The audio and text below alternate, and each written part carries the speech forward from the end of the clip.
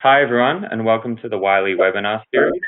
I'm Finn, your host for today's session, which is titled Navigating Journal Peer Review, a Guide for Authors and Reviewers. The session will be presented by Esther Levy, Editor-in-Chief of Advanced Materials Technologies. Esther completed her PhD in supramolecular chemistry at Cambridge University in 1997. She then joined the Advanced Materials editorial team, where she was appointed Editor-in-Chief in 2002.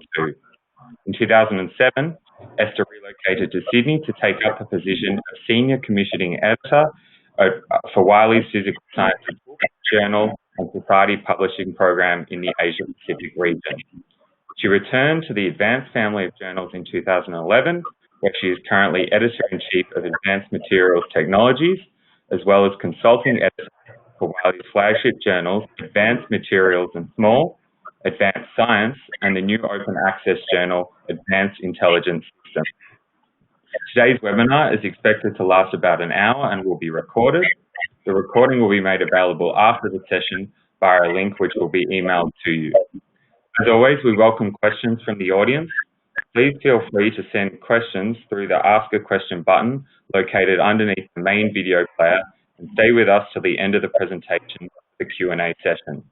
Now I'll pass it over to Esther to begin the presentation. Okay, thank you very much, Finn, for the kind introduction and also for the invitation to talk to you all today about journal peer review. So what I'm going to do is navigate you through peer review, both from the perspective of an author and reviewer. Before I begin, I'll say some words about myself, so my background and my current role at Wiley. So as Finn mentioned, I'm the Editor-in-Chief of Wiley's in-house materials science journal, Advanced Materials Technologies. We launched this journal in 2016. And I'm also closely involved with a number of other materials science journals. So in particular, Wiley's flagship journal, Advanced Materials, and a few journals that I helped launch, the Nano and Microscience and Technology journal, Small, as well as the open access journals, Advanced Science and Advanced Intelligence Systems. So I'm a New Zealander with a PhD in chemistry, and I'm currently based in Sydney, Australia. I'm not sure how much experience you all have of journal peer review, either as an author or reviewer. So, although it's an integral component of the research cycle, there's often very little formal training devoted to it. Certainly, everything I learned about peer review during my PhD, which was admittedly many, many years ago, was anecdotal or through direct experience, and it involves much trial and error on my part. So with this in mind, the topics I'd like to cover in my talk today are what peer review is and why it is important, the different models of peer review, the peer review workflow, and how to review papers and respond to editorial decisions. Okay, so what is peer review as it pertains to journal publishing? Well, it's the evaluation of a manuscript by professionals in the same field of research. So this normally happens before publication, but not always, as I'll discuss a bit later.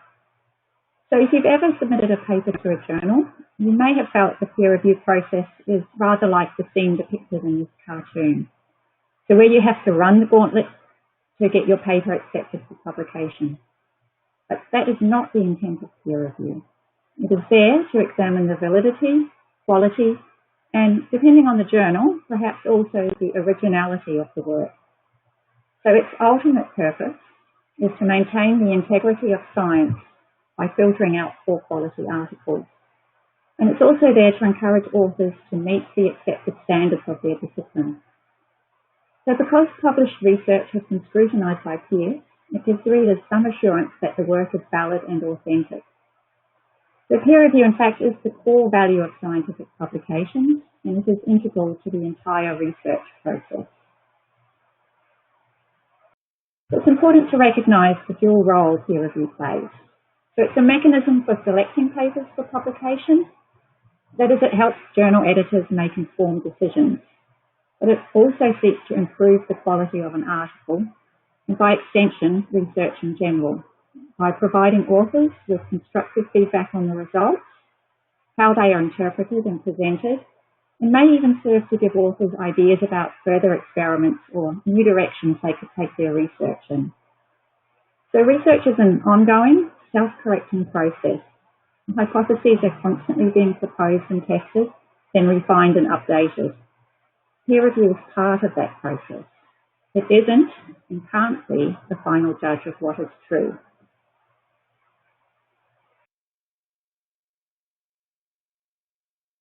Okay, so let's turn next to look at the different types of peer review. So peer review is conducted under different models. So these different models aim to improve the quality and integrity of peer review, specifically to remove bias. So people differ widely in how they think this can be best achieved. So the diagram shown here shows a spectrum of possible approaches, from greater blinding on the left to greater openness and transparency on the right. So certain models have become more common in specific disciplines. So the most common model of peer review is single blind, and that's in the middle of the diagram here. So here reviewers know the identity of the authors, but the authors do not know the reviewers. This is most common among science journals. Moving to the left, under double-blind review, reviewers do not know the identity of the authors, and the authors do not know the identity of the reviewers. So this is most common among social science and humanities journals. And a few journals practice triple-blind review. So it's like double-blind review, but even the editors don't know the identity of the authors. So on the other end of the spectrum, some people argue that bias can also be reduced if you have more open practices. So under open identities, the reviewers know the identity of the authors, and the authors know the identity of the reviewers. And you can open the process even further by publishing the reviewer reports, and that's called open reports. So the argument goes that greater transparency reduces the risk of the process being abused. So while peer review is most commonly conducted after submission to a journal, but before publication, it can actually happen at any stage of the publishing cycle, from conception of a hypothesis right through to post-publication of the work. So it may be more or less formal and more or less formally organised at different stages of the cycle. So publishing a preprint puts the work out there in front of your peers and colleagues with the opportunity for them to give feedback. And that is therefore a type of groupthink peer review. So a few journals publish articles first and then conduct open peer review, with the opportunity for the work to be revised and updated until it is in its final state. So peer review continues to evolve in response to changes in technology and in response to community demands. I've got a couple of examples here. So transparent peer review is becoming more prevalent. So Wiley introduced this a couple of years ago, and over 60 of our journals currently offer it. So when they submit an article, authors are asked whether they wish to opt out of having their peer reviews published if the article is accepted. 86% of authors choose the default option of having their peer reviews published. Peer reviewers are invited to have their names published alongside the reviews when the article is published. And around 30% of reviewers choose this. These numbers are likely to continue to increase as the practice becomes more well known. So another trend is for authors to have their article pre-printed prior to or at the same time as submission to a journal. So Wiley recently introduced a service called Under Review, which enables authors to have their article automatically pre-printed at authoria.com when they submit the article to a participating journal. So it's becoming more and more popular. Preprints provide greater transparency in the scholarly communication process. They also protect against authors being scooped by showing what a research group is working on. And they speed up the research communication process by having the work out there in the public domain. So an increasing number of journals are also practicing transferable peer review, whereby an article peer-reviewed at one journal, but not deemed suitable for publication there, is transferred with its reviews to another journal, subject to the author's approval, of course.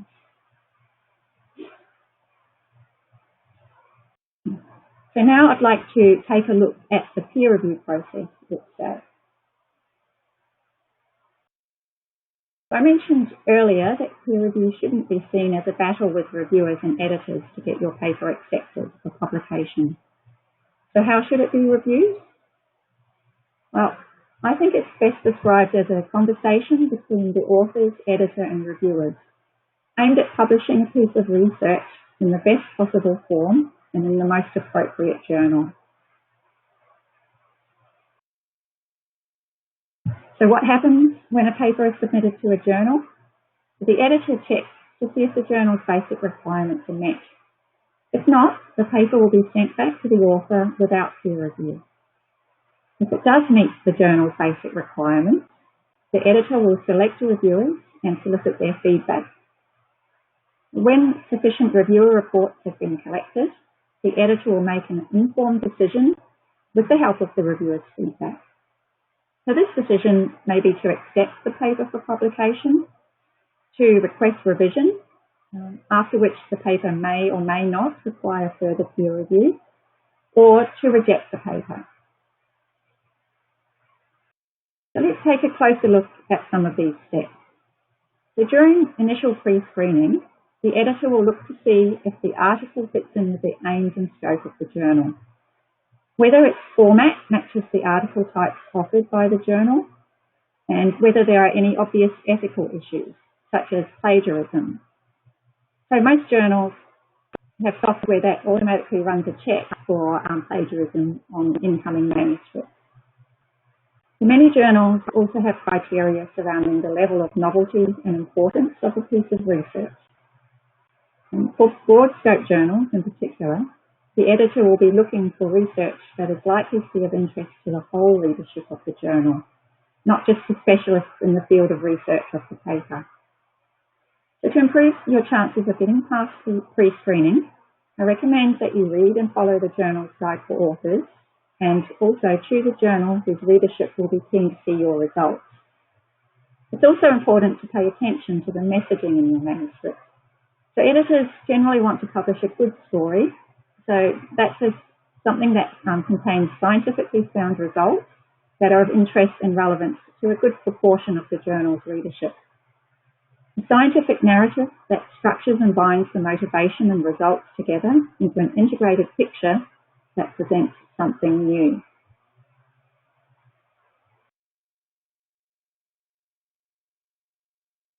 So where will the editor look during pre-screening? So many editors do pay attention to the cover letter, and I'll come back to this in a minute.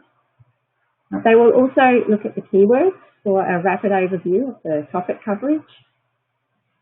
They are likely to very carefully read the abstract and conclusion section of the manuscript for a summary of what has been achieved, its significance and future perspectives or prospects for the research. In the introduction, we'll give them an appreciation for the context of the work. If they are time poor, they may only skim read the body of the manuscript, but they will pay attention to the visual information and the literature references. So I mentioned that many editors read the cover letter, so it is well worth investing some time on it. The questions I recommend you address include why the topic of your research is important, the key result you are reporting, and why it is significant. The editor will also want to know why you are submitting your paper to their journal. In other words, why will the journal's audience want to read it? So this is really the place to sell your article to the editor, your elevator pitch if you like. Don't waste it by simply copying the abstract. Take the opportunity to mention aspects of your work that may not be suitable for inclusion in the article itself. So the cover letter is also the place where you should let the editor know whether you have any disclosures, for example, conflicts of interest, related papers in press or under consideration elsewhere. If there is anyone you would prefer not to review the paper, or if the journal has considered a previous version of the paper in the past. So although I recommend covering all these aspects, it's also important to be succinct. If the cover letter is long, the editor may miss the most essential points. So how do editors select reviewers? Well, most journals have a database of active reviewers who can be found via keywords or their own publication or reviewer history. So editors will carry out a literature search to see who is active in the subject area as well, and make use of their own knowledge of the research community. As an author, you should feel free to suggest potential reviewers. So here, names of researchers with relevant experience or expertise, but who are perhaps less senior or less well known, are more helpful than big names in the field, who the editor is likely to know anyway. So sometimes the editor receives suggestions from reviewers, and that can lead to further candidates. And of course, advisory board members might be called upon to assist, particularly for difficult cases, appeals, or disputes.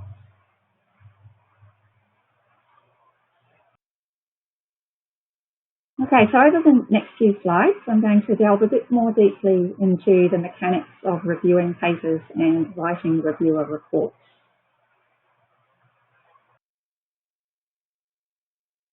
So editors are generally interested to hear the reviewer's thoughts on a number of aspects of the paper. For example, the hypothesis. They'd like to know what question is addressed and how significant it is. I'd like to know whether the reviewer feels the work is well motivated, and whether the work is novel and the results important. Also, whether the results have been put into proper context to prior research. And then on the more technical side, and this will apply for all journals, the editor would like to know whether the conclusions are supported by the data, whether there are any ethical questions, flaws or mistakes in the work. They would like to know whether anything should be added to or removed from the manuscript, and whether the overall presentation is clear. The editor will also ask the reviewer for their overall opinion, whether the manuscript should be accepted for publication in the journal or not.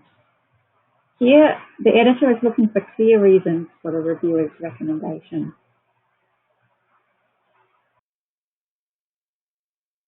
So before writing your report, you should read the manuscript, supplementary data files and supporting material thoroughly.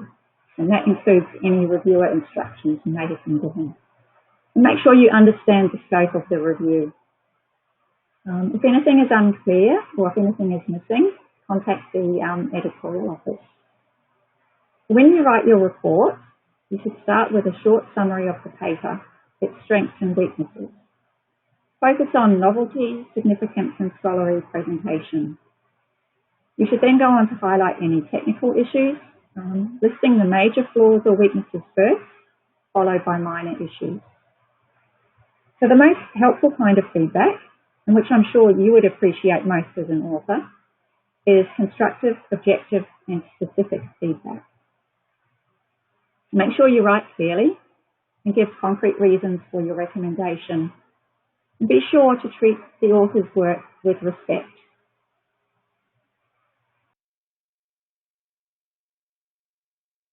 So you will also have the opportunity to direct comments to the editor. So these should be reserved for confidential concerns, such as ethical issues, conflicts of interest, limitations in your ability to review particular aspects of the paper, or doubts you may have about the author's ability to complete the requested revisions.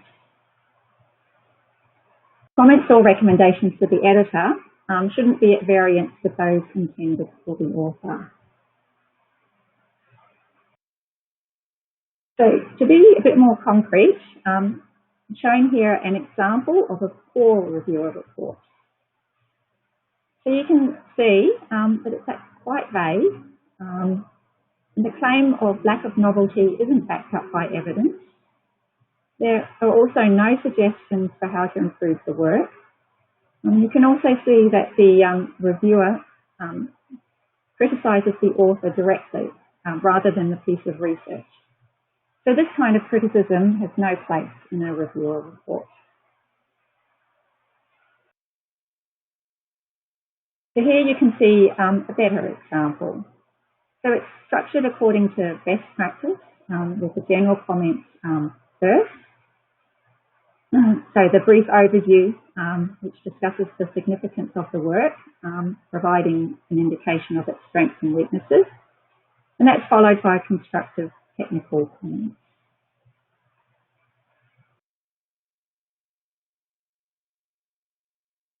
So as an author, how do you go about responding to reviewer reports and editorial decisions?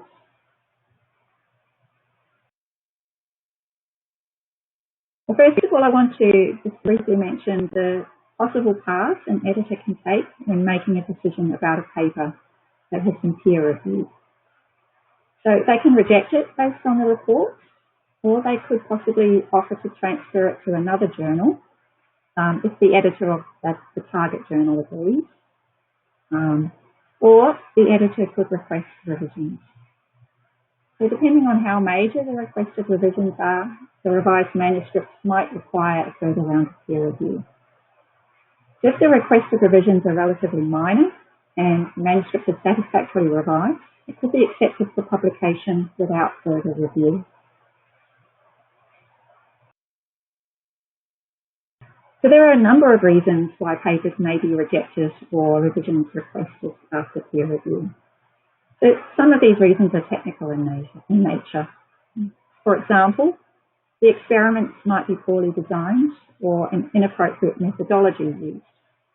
The investigation may be inadequate, the results overinterpreted, or the conclusions might not be supported by data. The statistical analysis might be inappropriate or incomplete. So other reasons have more to do with how the results are presented. So these are more cosmetic in nature and tend to be more readily addressable. So for example, the work might be insufficiently motivated, or the data might not be presented in a satisfactory manner. The methods might not be described in sufficient detail, or the review of the literature might be incomplete, inaccurate, or outdated.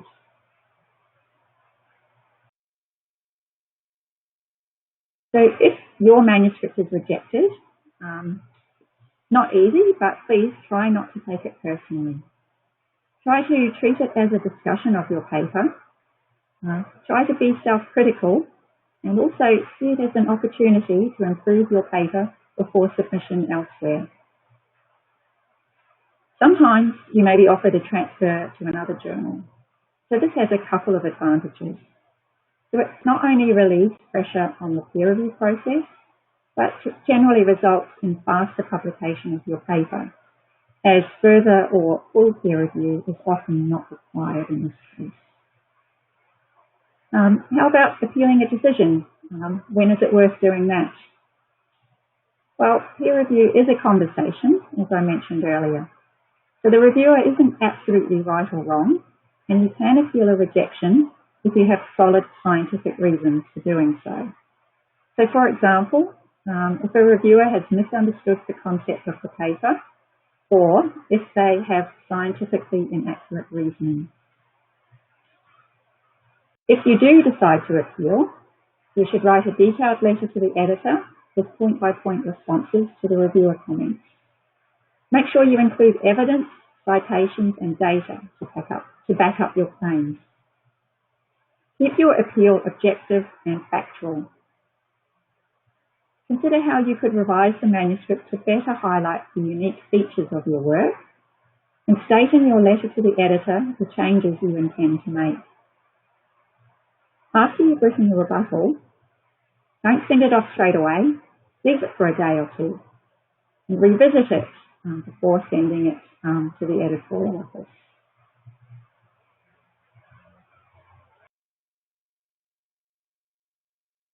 revisions are requested, how do you approach that? So you do need to consider the reviewer comments carefully, and they should be used to refine your work and improve the manuscript. You need to think about which changes can be addressed and whether they require further experiments. You don't need to make all the changes requested, but you do need to have convincing arguments for not carrying them out. So if you disagree with a comment, still consider revising the article to clarify your arguments. You should then go ahead and revise the manuscript, highlighting the changes made in the manuscript itself, for example, by using a different coloured font. You should provide a point-by-point response to all the reviewer comments, not just those for which you have made changes. You can ask for clarification or explain why you don't think you need to change something the reviewer has asked for. But remember, the peer reviewers are experts in your field, and if they have a comment about your paper, your readers are likely to have that same comment too. Bear in mind that your response may go back to the original reviewers. So you need to keep the conversation open and respectful, even if you feel the reviewer comments are unfair. And if you are concerned the report may be biased, you can always send a separate confidential note to the editor.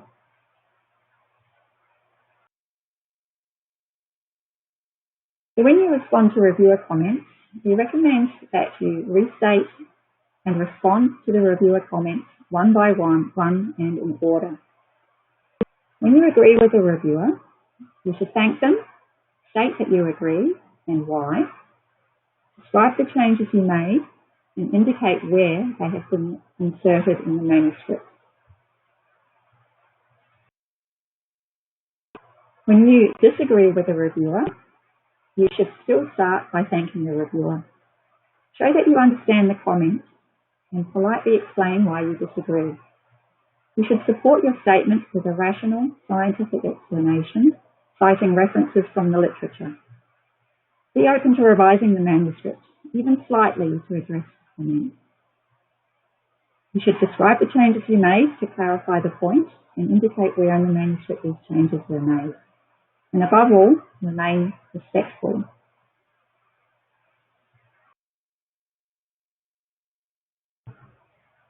So as an author, you're entitled to have certain expectations about peer review. For it to function well, authors, reviewers and editors must all meet certain obligations. So I'd like to look at these a little bit more closely over the next few slides.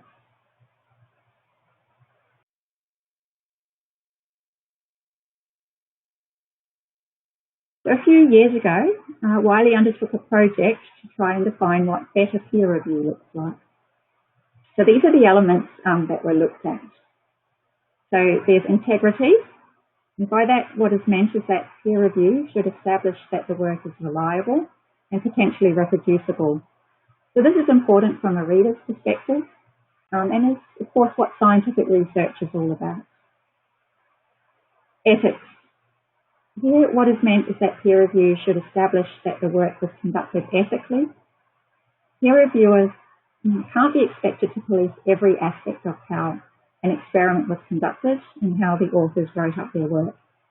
But at the same time, peer reviewers should be able to verify that research complies with appropriate and relevant ethical guidelines and standards. So if they can't be sure of this because information is missing from the article, peer reviewers should alert the editor. Fairness. Peer review should be objective and impartial. So this means that any perception of bias on the part of reviewers should be removed, including ensuring that they do not have a conflict of interest in relation to the research, and ensuring that every article gets a fair hearing. Usefulness. Peer reviewers should be constructive and helpful, even if they do not feel a piece of work should be published. One of the key roles of peer review is to improve scientific research. And finally, timeliness.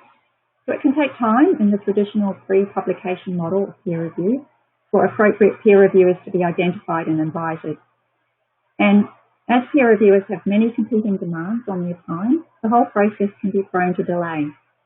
But at the same time, authors need to know that their work hasn't gone into a void. And peer review shouldn't be responsible for unduly delaying the output of any piece of research. So all of these aspects are important if peer review is to be done well. Editors and reviewers have certain obligations and responsibilities that they must fulfill for better peer review to be secure. So editors must ensure manuscripts are processed efficiently and fairly. Manuscripts must be treated in a confidential manner and not used to the advantage of the editor's own research. Editors should ensure the fair selection of reviewers, taking conflicts of interest into consideration. Decisions should be based solely on the merits of the manuscript. Addition of references simply to enhance citations to their own work or their journal should not be requested. And editors should deal fairly with appeals and respond appropriately to allegations of scientific misconduct. And of course, reviewers must also ensure confidentiality of manuscripts. And that includes not using the work reported for their own research. They should inform the editor promptly if they are not qualified or are unable to review the manuscript, or if there is a conflict of interest, in which case they should make sure that they do not read or review the manuscript. The reviewers should only agree to review the manuscripts if they can commit to the requested time frame.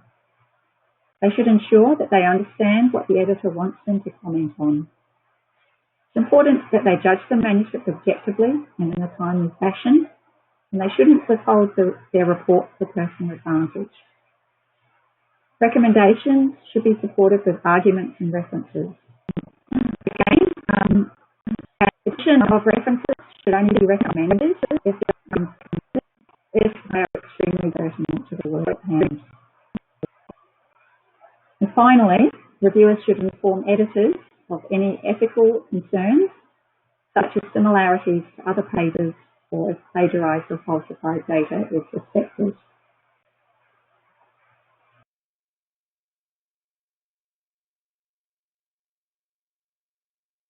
Okay, so as an author, there are a number of things that you can do to ensure you have the best possible peer review experience for your manuscript. First and foremost, choose the right journal for your work. So that's one whose scope, standard and readership are a good match for your manuscript. Find out what peer review model it follows. And make sure you read and adhere to the journal's guide for authors. Inform the editor of any related papers in press or under consideration elsewhere, as these may have a bearing on the assessment of your submission. Make sure you disclose any conflicts of interest and let the editor know if you would like anyone to be excluded from reviewing the paper. Use the journal's manuscript submission and peer review system to keep track of the peer review process. As I've already mentioned, use the reviewer reports to improve your paper, even if you don't agree with all the comments or you end up submitting the revised version elsewhere. And be respectful and polite in responding to peer reviewers or editorial decisions. And above all, be realistic about the significance and quality of your work and how well matched it is to your journal of choice. The submission and review process takes time. If you submit your paper to a top journal, kind of knowing it's not going to get accepted, all you're doing is adding extra time onto the publication process and adding extra burden on the editors and reviewers. And ultimately, this keeps your research out of circulation for longer.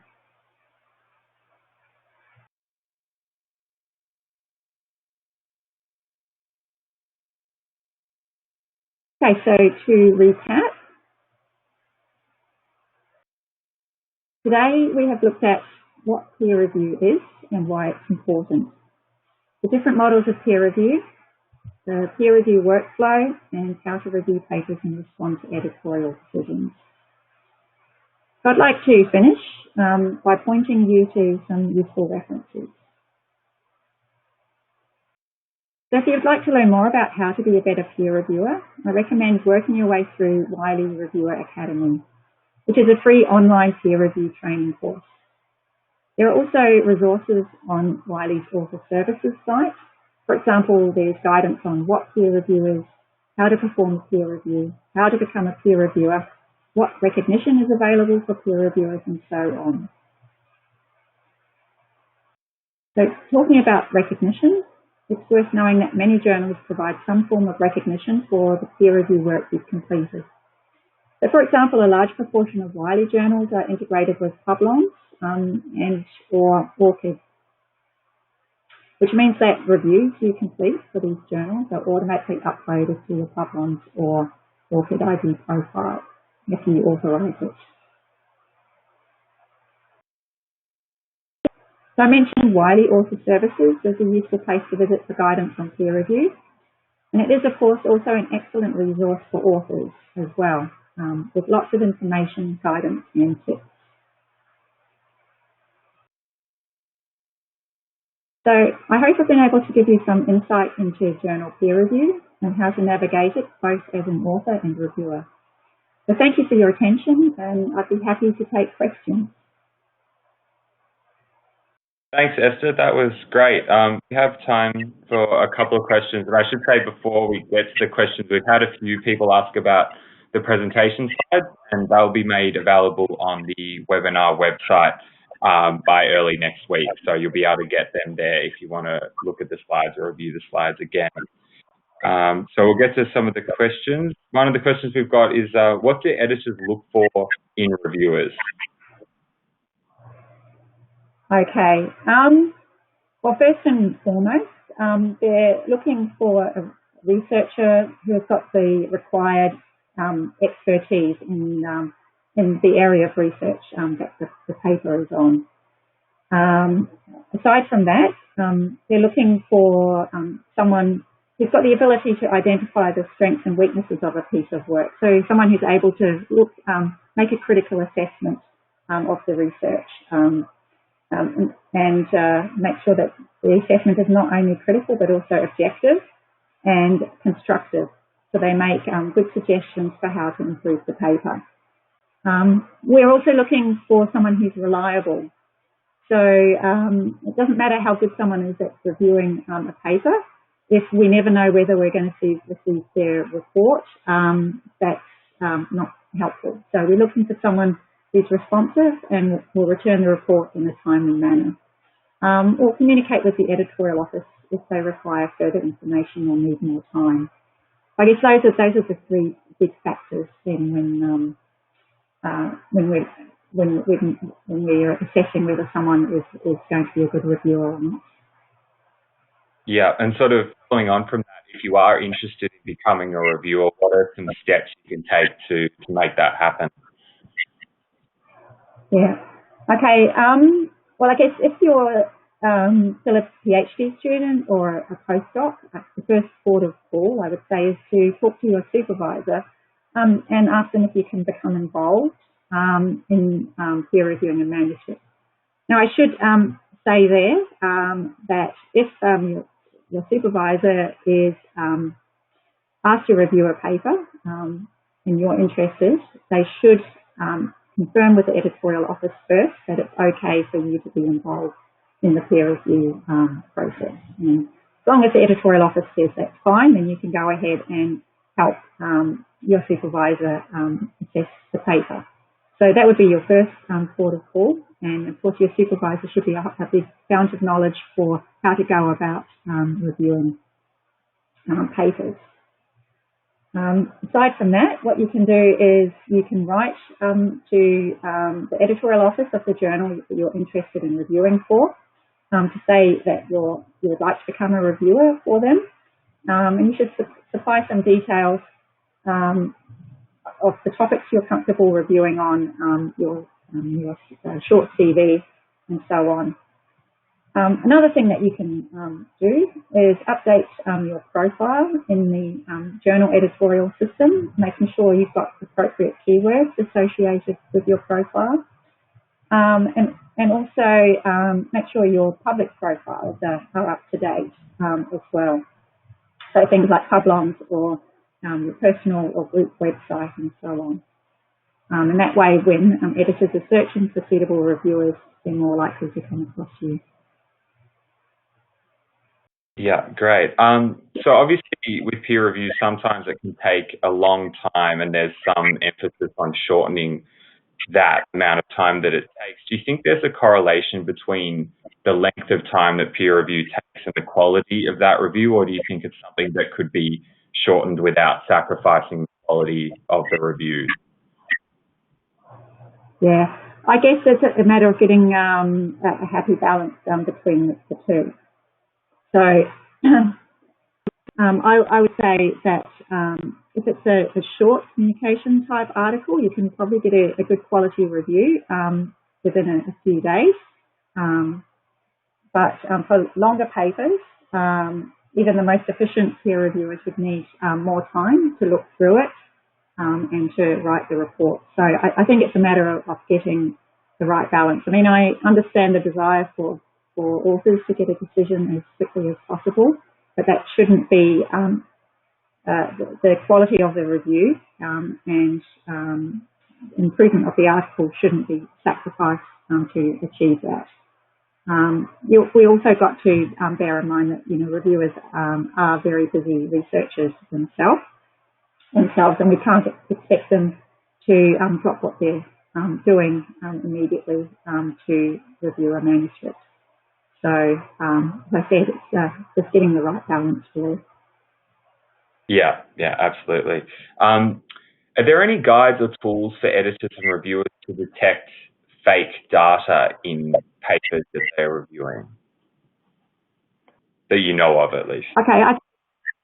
Okay. So there are various tools which you can run over manuscripts to detect for textual plagiarism, if you like, and that's something that most editorial officers do in advance. But I guess things aren't always picked up. And I think as a reviewer, you also have access to various tools that look at that detect potential plagiarism, and these tools are generally freely available. I don't have the names of any off the top of my head, but I can send links later if anyone is interested. Identifying problems with images is a little bit more tricky, and that tends to require expertise to notice, if anything looks suspect or not.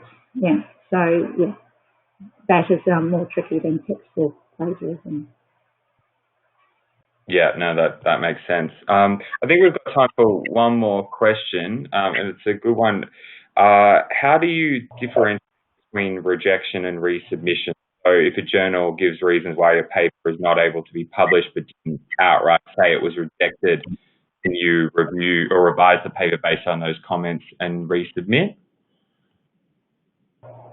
Yeah, I guess it depends on a number of factors. So if the reviewers are if it's a journal where the novelty of the work is an important criterion, and if the reviewers say the work isn't of sufficient novelty for the journal, then I guess it doesn't really matter what kind of changes you make there. The decision won't alter. So in a case like that, the editor will say that the paper is more suitable for a more specialised journal, so one with more focused readership. If the reviewers indicate that the work is novel enough for the journal, but there are some inadequacies on the technical side, so more experiments might be needed. Then in that case, an editor is likely to encourage that the authors revise the manuscript and then resubmit it to the journal. So it really depends on the reasons for requesting revision or rejection. Yeah, no, that makes sense. We might wrap it up there. Esther, do you have anything you wanted to add before we end the webinar? No, that that was it. I mean, as you said, the recording will be available, so anyone can have a look. Yeah, so yeah, that was it from me. I think I covered most things that I find researchers tend to ask me when I see them at conferences and so on. Yeah, absolutely. Well, thanks again for taking the time to share your experiences, Esther. A big thank you to the audience for joining us today. I hope you found this information useful, and you have a great day, and we'll see you at the next webinar.